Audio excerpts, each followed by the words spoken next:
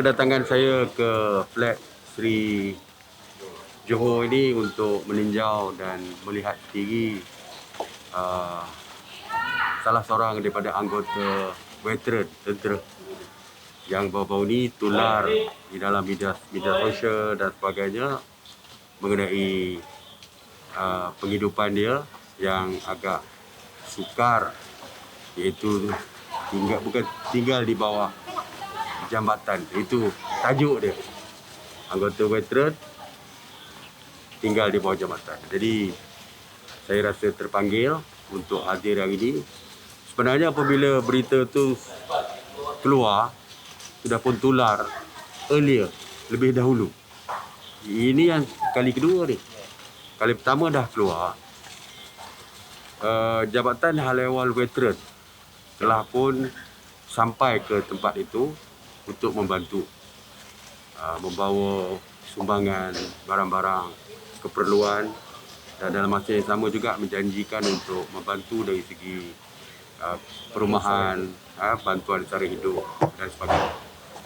Jadi, tapi keluar sekali lagi, lebih ramai orang yang datang, dan saya ucapkan terima kasih. Terima kasih kepada semua yang meviralkan cerita ni pun. Saya ucap terima kasih kerana ianya dapat memberikan perhatian bukan saja daripada pihak-pihak yang berwajib, tetapi juga orang ramai juga terlibat di dalam usaha untuk membantu. Dan kali kedua ni kita nampak semua agensi dan hampir semua agensi kerajaan, kementerian terlibat sama. Sebab itulah banyak perubahan dapat dicapai, dapat dilakukan bantuan dengan cepat. Yang pertamanya dari segi perumahan, pihak DBKL. Saya baru menelpon Menteri Wilayah Persekutuan baru sekejap tadi supaya dapat disegerakan perpindahan. DBKL memberikan satu flat untuk didiami secara terus, secara kekal, dengan cara sewa beli, dan akan dipindahkan dalam waktu terdekat. Kalau boleh, saya dijanjikan sebelum akhir minggu ini. Before minggu ini berakhir, kita pindahkan dia di flat yang dijanjikan lah di Bandar Tun Razak juga, di kawasan Bandar Tun Razak ini juga. Sebab kita memilih Bandar Tun Razak sebab berdekatan dengan tempat dia berjalankan perniagaan. Di bawah jambatan tu tempat dia berniaga juga. Tempat dia berniaga. Jadi kita kekalkan tempat berniaga tu. Kita akan bantu, Jeff akan bantu dari segi nak upgrade sikit. Upgrade dia punya gerai tu. Mungkin kita beri gerai yang baru untuk dia dapat berniaga di situ. Jadi dari segi masalah utama dia adalah perumahan. Jadi kita dapat pindahkan. Yang kedua je dari segi bantuan sewa rumah. Sebab ianya sewa beli, jadi perlu dibayar sewa. Jadi Baitul Mawib melalui Baitul Mal menjanjikan untuk membayar sewa rumah. Jadi dari segi perumahan saya kira selesai. Tidak ada rumah dan sewa pun akan dibayar. Dari segi sara hidup, pendapatan, sebenarnya anggota kita ni, Suria anggota kita ni, veteran kita ni dia mempunyai pencen. Tapi pencen tentu saja saya difahamkan tidak mencukupi.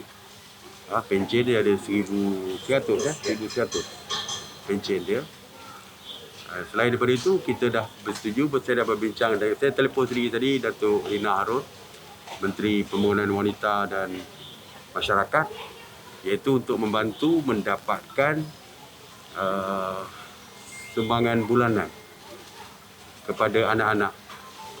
Ada 6 anak ada 6 5. Ada 5 anak di Suria ni. Jadi kebajikan masyarakat akan memberikan bantuan bulanan kepada melalui anak-anak beliau. Ada 6. Jadi ini boleh dianggap sebagai pendapatan. Dan bagi pihak Jabatan Hal Ehwal Veteran, kita akan memberikan bantuan sara hidup RM300 sebulan. Kalau one off tu memang dia dah dapat. Apabila kerajaan mengumumkan bantuan one off kepada veteran Angkatan Tentera. Ya, dia dapat RM500 tu, yang kerajaan berikan RM500 untuk pesara. Dia dapat RM500. Dan beliau juga penerima pingat jasa Malaysia. Jadi kita juga memberikan one off sebanyak RM500 kepada veteran kita di Suria. Jadi perkara yang saya sebutkan itu, saya percaya dapat membantu mengurangkan bebanan. Dan banyak lagi perkara lain yang berkaitan dengan dokumentasi anak dan sebagainya akan kita bantu untuk selesai. Jadi saya harap selepas ini tidak timbul lagi isu. Cuma saya nak minta kepada veteran Angkatan Tentera, jika menghadapi kesukaran seperti yang dialami oleh Cik Suria ni, terus berhubung dengan Jabatan Hal Ehwal Veteran ataupun JEF, ya, supaya nasib mereka dapat kita bela. Begitu juga kalau boleh cuba hubungi persatuan veteran di daerah masing-masing. Sebab setiap daerah akan mempunyai persatuan veteran. Jadi sila hubungi persatuan veteran di daerah masing-masing supaya perkara ini dapat diangkat ke tempat lebih tinggi, iaitu JEF, Jabatan Hal Ehwal Veteran, peringkat negeri ataupun peringkat persekutuan. Jadi kalau tidak, kita ada lebih kurang 300,000 veteran yang bekas anggota tentera ni berada di seluruh negara. Dan walaupun setengahnya berdaftar, tetapi ada 80,000 lagi yang masih belum berdaftar dengan Jabatan Hal Ehwal Veteran. Jadi untuk keep track dia orang ni agak sukar kalau tidak ada data tentang di mana mereka, kehidupan mereka, latar belakang, status terkini, apa yang mereka lakukan dan sebagainya. Kita tidak ada. Jadi sebab itulah kadang-kadang saya tidak menyalahkan Jabatan Hal Ehwal Veteran, kadang-kadang terlepas pandang sebab mereka tidak berdaftar dan mereka juga tidak melaporkan. Jadi jangan sampai ada orang ambil gambar viral dalam surat khabar seolah-olah JEF tidak ambil tahu tentang mereka. Jadi saya haraplah perkara ini menjadi pengajaran kepada semua. Dan saya harap persatuan veteran daerah juga dapat mengenal pasti, bekas-bekas anggota yang mengalami kesusahan hidup seperti yang dialami oleh Cik Suria, supaya dapat kita mengambil tindakan.